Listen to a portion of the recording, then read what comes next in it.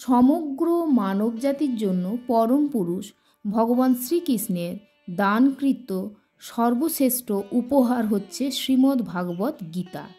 শ্রী শ্রী গীতাতেই সরাসরি বা রূপকভাবে বুঝিয়ে দেওয়া হয়েছে মানব জীবনের গূঢ় অর্থ। ব্যাপক অর্থে গীতাই সমগ্র মানবজাতির পূর্ণাঙ্গ ও আদর্শ জীবন বিধান। শুধু তাই নয়, নিয়মিত গীতা স্পর্শ করা, গীতা পাঠ করা, গীতা মাহাত্ম্য অনুধাবন করাও অনেক বড় পুণ্যের কাজ হিসেবে বিবেচিত হয়। এছাড়াও প্রতিদিন গীতা পাঠ করাকে সনাতন ধর্মাবলম্বীদের নিত্যকর্মের অংশ হিসেবে মনে করা হয় আমাদের সমাজে। নমস্কার বন্ধুরা, জিয়া সিংহ ব্লগে আপনাদের সবাইকে স্বাগত জানাই। আশা করি শ্রীকৃষ্ণের কৃপায় আপনারা সবাই ভালো আছেন, আমিও ভালো আছি। তো ভিডিওটির মূল পর্বে যাওয়ার আগে একটাই অনুরোধ, আপনারা পুরো ভিডিওটি দেখবেন, দয়া করে স্কিপ করে দেখবেন না, তাহলে অনেক তথ্যই আপনারা জানতে পারবেন না। আর ভিডিওটি ভালো লাগলে একটি লাইক করবেন, আর আমার চ্যানেলে নতুন হয়ে থাকলে চ্যানেলটি সাবস্ক্রাইব করার অনুরোধ জানাচ্ছি। তো বন্ধুরা, আপনারা প্রশ্ন করতে পারেন যে আমি তো লেখাপড়া জানি না, বা আমি সংস্কৃতে পড়তে পারি না, বা আমি শুধু বাংলা সরলার্থগুলো পড়তে চাই, এতে কি গীতা পাঠের ফল মিলবে? আবার অনেকে বলেন যে গীতা পাঠ করার জন্য কোথা থেকে শুরু করব, কিভাবে শুরু করব, এগুলো না জানার কারণেই গীতা পাঠ করা হয়ে ওঠে না। এগুলো ছাড়াও আমাদের জটিল মন থেকে উৎপাদিত অনেক সমস্যা, যেগুলোকে আমল দিয়ে আমরা গীতা থেকে বিমুখ থেকে যাই। কিন্তু মোদ্দা কথা হচ্ছে, গীতা পাঠ করতে যেটা প্রয়োজন সেটা হচ্ছে আপনার মনের একাগ্রতা এবং গীতা জ্ঞান আহরণের সদিচ্ছা। আপনি কোন ভাষায় গীতা পাঠ করলেন, আপনার উচ্চারণ কতটা শুদ্ধ, আপনি কোন অধ্যায় থেকে শুরু করলেন, বা আপনি কোন সময়ে গীতা পাঠ করলেন, তার থেকে বেশি গুরুত্বপূর্ণ আপনি গীতা পাঠ করে কতটুকু জ্ঞান আহরণ করলেন এবং কতটা ভক্তি ভরে শ্রীকৃষ্ণের মুখনিসৃত বাণী অধ্যয়ন করলেন। এই কারণেই জ্ঞানী ও সাধুরা বলে থাকেন, পরমপিতা তার জাগতিক সন্তানদের কাছে আনুষ্ঠানিকতা নয় বরং ভক্তি আশা করেন। তাই সত্যি বলতে গীতা পাঠ করতে সাধারণ সুচিতা ও মনের পবিত্রতা ছাড়া আর কোনো কিছুরই প্রয়োজন নেই। তবে আপনি যদি আনুষ্ঠানিকভাবে তথা কোনো অনুষ্ঠানে বা কোনো উপলক্ষকে সামনে রেখে গীতা পাঠ করতে চান, তবে আপনাকে কিছু সাধারণ নিয়ম মেনে চলতে হবে। সেই নিয়মকানুনগুলোকে আপনাদেরকে জানানোই আজকে আমার ভিডিওর প্রধান উদ্দেশ্য। এছাড়াও এই ভিডিওতে আলোচনা করব যে গীতার প্রতিটি অধ্যায় পাঠে কী কী ফল মেলে এবং প্রত্যেকটি অধ্যায়ের নাম মাহাত্ম্য। আশা করি সম্পূর্ণ ভিডিওটি আপনারা মনোযোগ সহকারে দেখবেন। গীতা পাঠ করার জন্য পবিত্র মন ও পবিত্র বস্ত্র পরিধান করে পবিত্র স্থানে আসন পেতে উত্তর বা পূর্ব দিকে মুখ করে বসতে হবে। এরপর আচমন, বিষ্ণু স্মরণ, সূর্যার্ঘ্য, স্বস্তি বাচন, সংকল্প, আসনাদি শুদ্ধি ইত্যাদি কাজগুলো পর্যায়ক্রমে সেরে ফেলতে হবে। এবার তিলক ধারণের পালা। তো বন্ধুরা, তিলক ধারণ না করলে কোনো কর্মই পূর্ণতা পায় না, এই রকম মতবাদ প্রচলিত রয়েছে আমাদের বৈষ্ণব সমাজে। তো এরপরে প্রথম ধাপে আপনাকে বলতে হবে ওং তৎসৎ। দ্বিতীয় ধাপে স্মরণ করতে হবে গুরুদেবকে, কারণ গুরুই ব্রহ্মা, গুরুই বিষ্ণু এবং গুরুদেবই মহেশ্বর। তাই গুরুদেবের স্মরণে পাঠ করুন ওং অখণ্ড মণ্ডলাকারং ব্যপ্তম যেন চরাচরম তৎপদং দর্শিতুং যেন তস্মৈ শ্রী গুরবে নমঃ। অজ্ঞানত তিমিরন্ধস্য জ্ঞানঞ্জন শলাকায়া চক্ষুরুলিস্মিতং যেন তস্মৈ শ্রী গুরবে নমঃ। গুরু ব্রহ্মা গুরু বিষ্ণু গুরুদেব মহেশ্বর গুরুরেব পরম ব্রহ্ম তস্মৈ শ্রী গুরবে নমঃ। গুরুমন্ত্র পাঠ করা শেষ হলে তৃতীয় ধাপে নিজের পিতামাতাকে প্রণাম করতে হবে, কারণ পিতামাতাই আমাদের জাগতিক ঈশ্বর। পিতামাতার প্রণাম মন্ত্রটি হচ্ছে, আগে পিতার বলি, পিতা স্বর্গ পিতা ধর্ম পিতা হি পরম তপ পিতরি প্রীতিমা পণ্যে প্রিয়ন্তে সর্বদেবতা। এরপরে মাতার প্রণাম মন্ত্র পাঠ করতে হবে। মাতা জননী ধরিত্রী দয়াদ্র হৃদয়া সতী দেবীভ্য রমণী শ্রেষ্ঠা নির্দোষা সর্বদুঃখহরা। ওং শান্তিরূপাং ক্ষমারূপাং স্নেহরূপাং শুভঙ্করীং সাক্ষাৎ ভগবতী দেবীং মাতরং তাং নমাম্যহম। চতুর্থ ধাপে ভগবান শ্রীকৃষ্ণ ও রাধিকার প্রণাম মন্ত্র পাঠ করতে হবে। শ্রীকৃষ্ণ প্রণাম মন্ত্রটি হচ্ছে ওং কৃষ্ণায় বাসুদেবায় হরয়ে পরমাত্মনে প্রণত ক্লেশনাশায় গোবিন্দায় নমো নমঃ।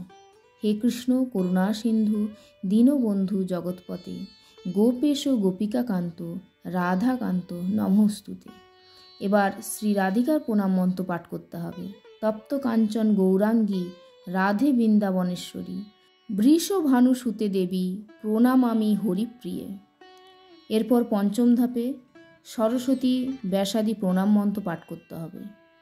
নারায়ণং নমস্কৃত্য নরং চৈব নরোত্তমং দেবীং সরস্বতীং ব্যাসং তত জয় মুদিরয়েত। এরপরে ষষ্ঠ ধাপে হাত জোড়ো করে ওং নমো ভগবতে বাসুদেবায় নমঃ মন্ত্রটি 3 বার পাঠ করে শ্রী শ্রী গীতাকে পুষ্পাঞ্জলি অর্ঘ্য অর্পণ করতে হবে এবং পারলে গীতা মাতাকে প্রণামী প্রদান করতে হবে। সপ্তম ধাপে শ্রী গীতা গ্রন্থটি খুলবেন এবং হাত জোড় করে পাঠ করুন ওং অশ্ব শ্রীমদ্ ভাগবত গীতা মালা মন্ত্রস্য শ্রী ভগবান বেদব্যাস ঋষি অনুষ্টুপ ছন্দ শ্রীকৃষ্ণ পরমাত্মা দেবতা অশোচ্চানাং শোচস্তং প্রগ্রা বাদাংশ্চ ভাসসে ইতি বীজং সর্বদ্ধমান পরিত্যাজ্য মামেকং শরণং ব্রজ ইতি শক্তি। সর্বদ্ধমান পরিত্যাজ্য মামেকং শরণং ব্রজেতি শক্তি। অহং তাং সর্বপাপেভ্যো মোক্ষয়স্যামি মা শুচ ইতি কিলকমা। অষ্টম ধাপে শ্রীমদ্ ভাগবত গীতার ধ্যান বা মঙ্গলাচরণ হাত জোড়পূর্বক পাঠ করতে হবে। ওং হরি ওং তৎসৎ ওং নমো ভগবতে বাসুদেবায় ওং। অথ শ্রীমদ্ ভাগবত গীতার মঙ্গলাচরণম প্রারম্ভম পার্থায় প্রতিবোধিতাং ভগবতা নারায়ণম স্বয়ং ব্যাসেন গ্রথিতাং পুরাণ মুনিনা মধ্যে মহাভারতম অদ্বৈতামৃতা বর্ষিণীং ভগবতীমষ্টাদশাধ্যায়িনীম অম্ব তামনুসন্দধামি ভগবদ্গীতে ভবেদেশিনীম। এটি ছিল গীতার মঙ্গলাচরণের প্রথম শ্লোক।